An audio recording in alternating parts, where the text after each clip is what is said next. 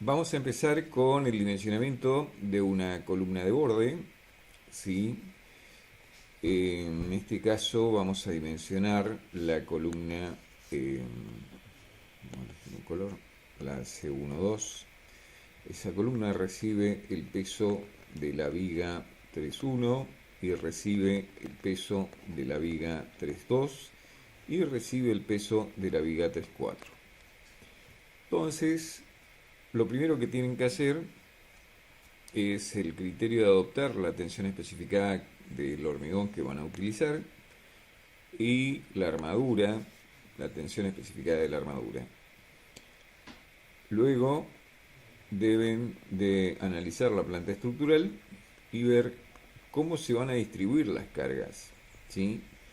En el signo que eligieron de losa está diciendo que va a distribuir las cargas en todas las vigas perimetrales, es una losa cruzada. Y la carga se distribuye por las líneas de rotura, entonces suponemos a 45 grados, ¿sí? Una losa isostática, ¿sí?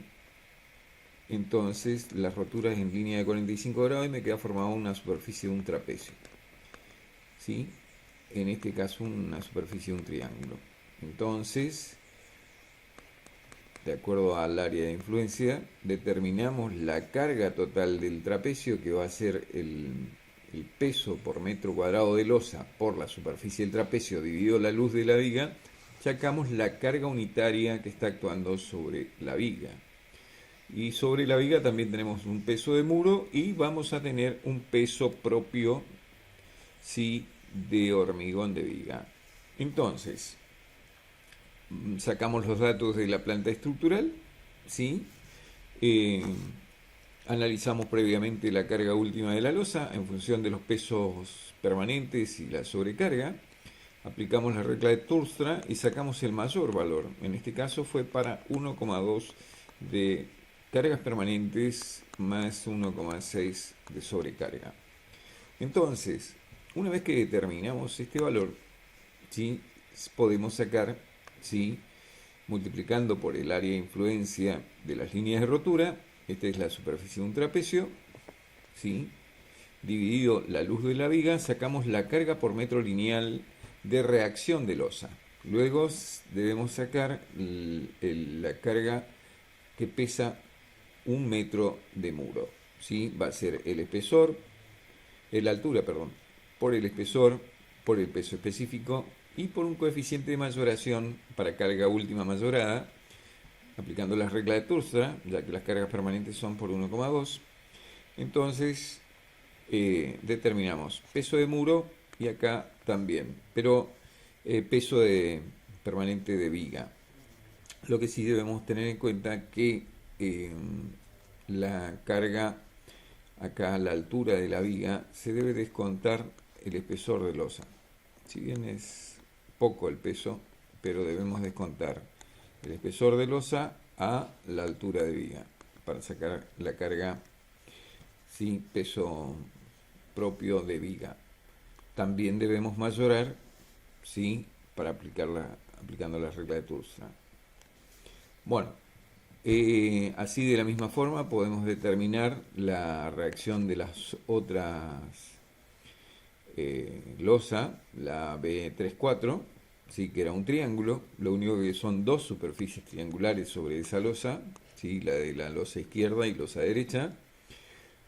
Tenemos muro, sí, vamos a considerar que tenemos un muro y el peso propio.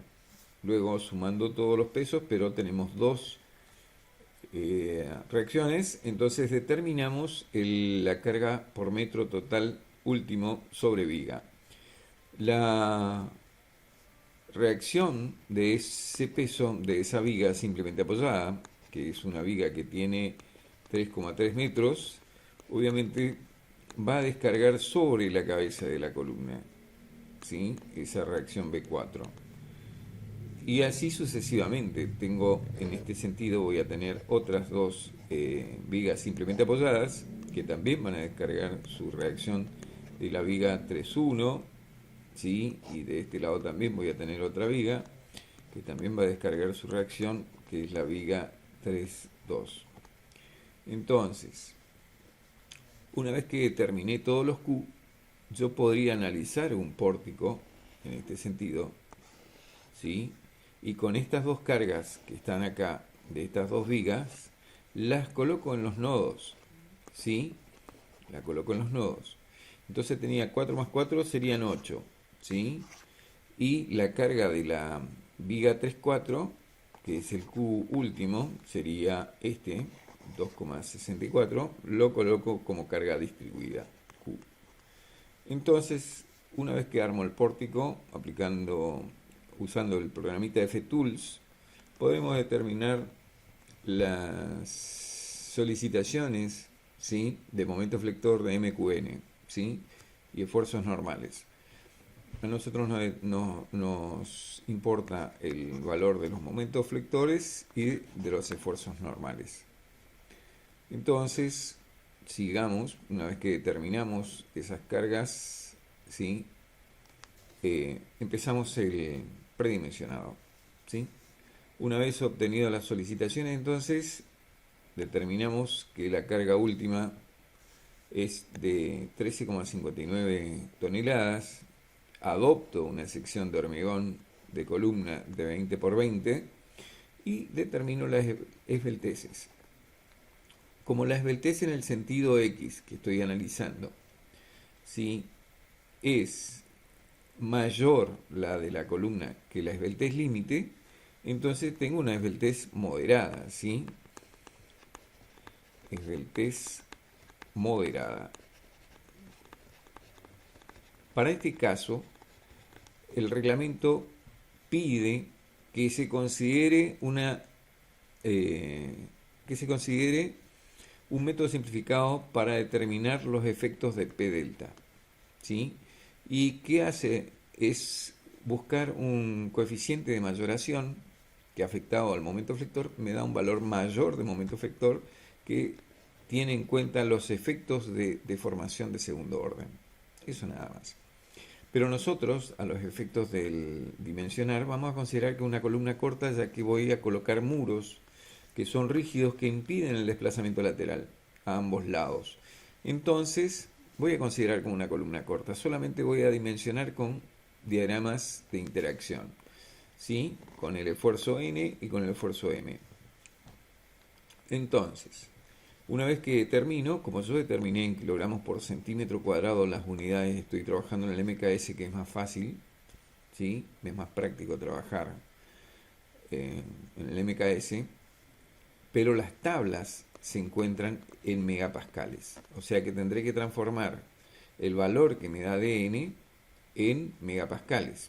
Obviamente tengo que dividir por 10 aproximadamente. Entonces N va a ser igual a menos 3 megapascales y M va a ser igual a menos 0,32 megapascales. Bueno, menos más. Lo que sí, esto de menos más es relativo, porque vamos a trabajar con la parte superior del diagrama de interacción, que dice que es positivo. Bueno, con estos valores nos vamos al diagrama de interacción, ¿sí? Y en los diagramas de interacción podemos encontrar, ¿sí?, tenemos que buscar primero de todo en el diagrama de interacción. ¿Qué vamos a buscar? Vamos a buscar el valor de la tensión especificada, porque cada diagrama está hecho en función de un tipo de tensión especificada, y el valor gamma, que es la relación entre el lado exterior de la columna y el lado interno, ¿sí?, de la separación de la armadura. Por lo tanto, si tengo 2 centímetros acá y 2 centímetros acá, y esto tiene 20 centímetros, entonces sería 16 centímetros dividido 20 centímetros sería el valor de gamma, ¿sí? En este caso yo elegí 0,7, ¿sí? O sea que estoy suponiendo un tipo de recubrimiento. Entonces, entro con el valor de N, dijimos, y el valor de M. El valor de N era 3, o sea que si acá tengo 4 megapascales, acá serían 2, acá sería 3, ¿sí? Sería 1, 2, 3. Aproximadamente, y ahí sigo la línea. y luego era 0,32. Si acá es 0,5, acá sería 0,25, 0,32 estaría por acá. ¿Qué significa que entra dentro de 0,1? Significa que yo como mínimo me pide el reglamento del 1%. Quiere decir que acá tengo armadura mínima dentro de esta superficie, ¿sí?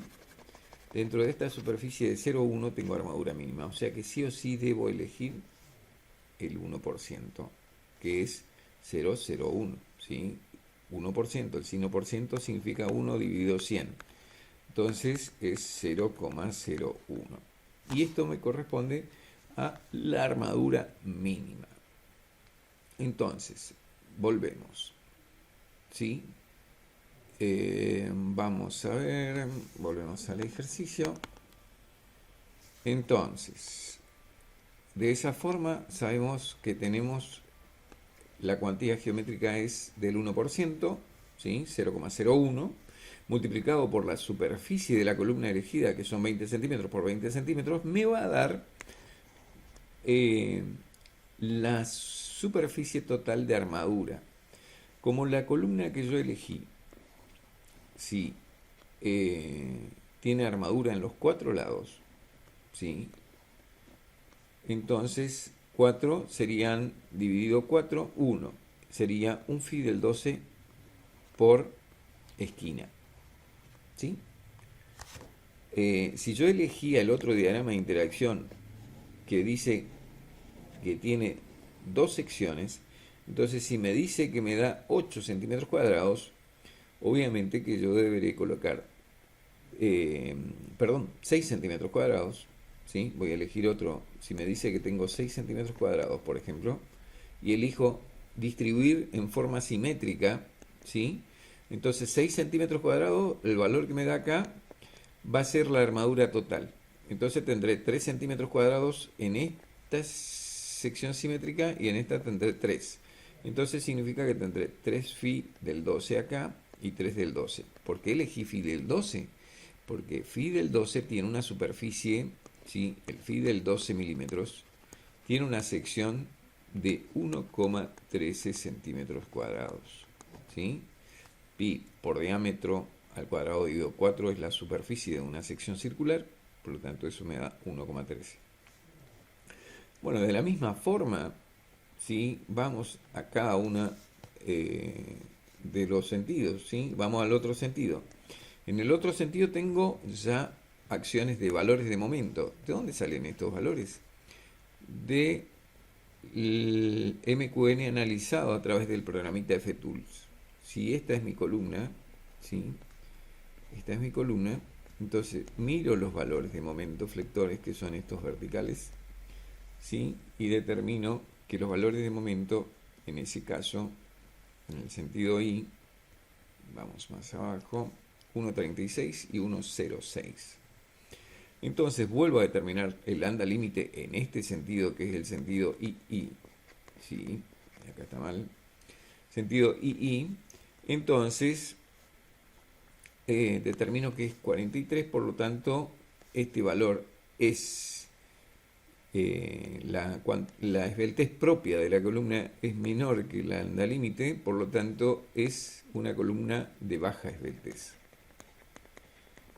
¿sí? Baja esbeltez. Por lo tanto, cuando es baja esbeltez, solamente debo dimensionar a flexocompresión, como dijimos anteriormente.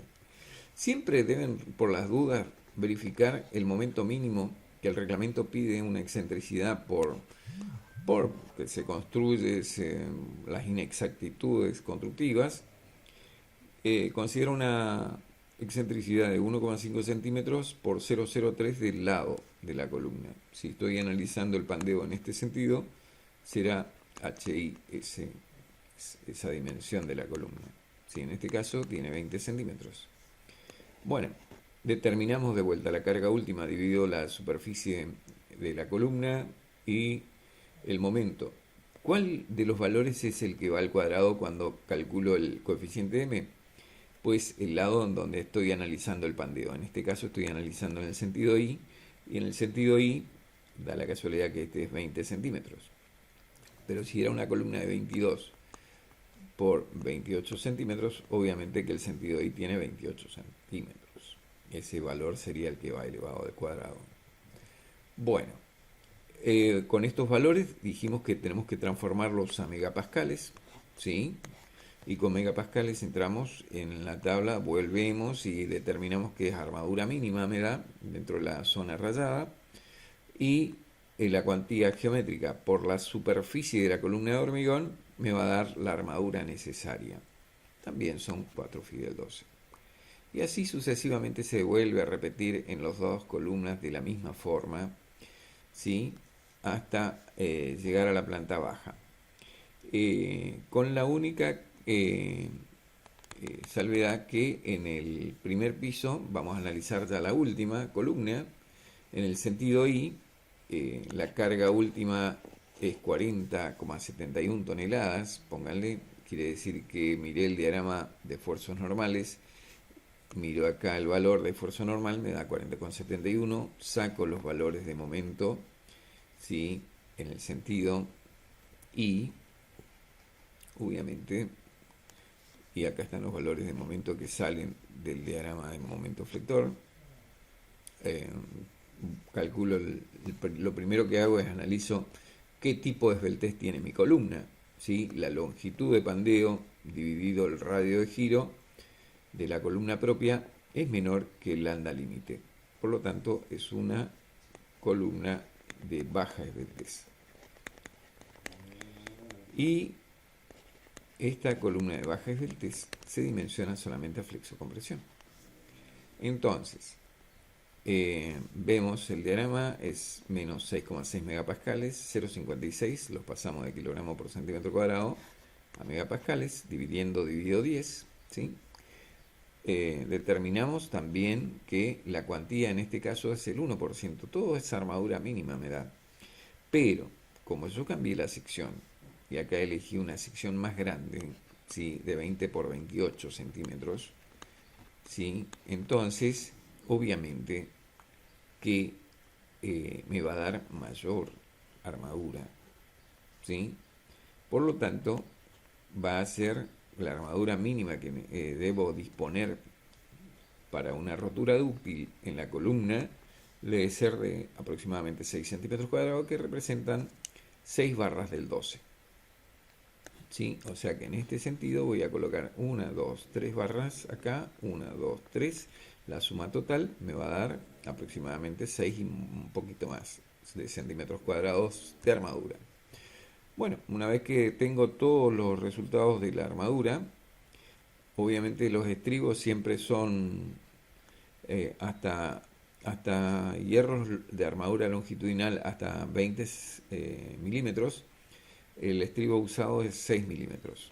Entonces tengo estribos de 6 milímetros y la separación entre ellos son 12 veces el diámetro. Como yo elegí phi del 12, son 12 veces el diámetro de 12 milímetros. Y 1,2 centímetros por 12 me va a dar 14,4 centímetros. Esa sería la separación de los estribos. Y bueno, lo único que me falta hacer es hacer un detalle de la armadura de la columna de borde, ¿sí? En el cual voy a especificar que la columna de borde es una columna de 20 por 20 de lado, ¿sí? Y esto no va, esto me olvidé de sacar, pero son armadas con 4 phi del 12 milímetros. Y los estribos, dijimos que son estribos phi del 6 milímetros de 2 ramas cada 14,5 centímetros.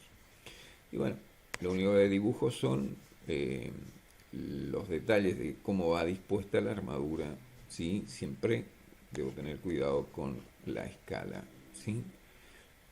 Un técnico se distingue de otros de otras actividades profesionales por el manejo, ¿sí? De las escalas en el dibujo, ¿sí? Bueno, creo que cualquier duda, ¿sí? Consultan. Eso sería todo el tema de dimensionamiento de columnas de borde.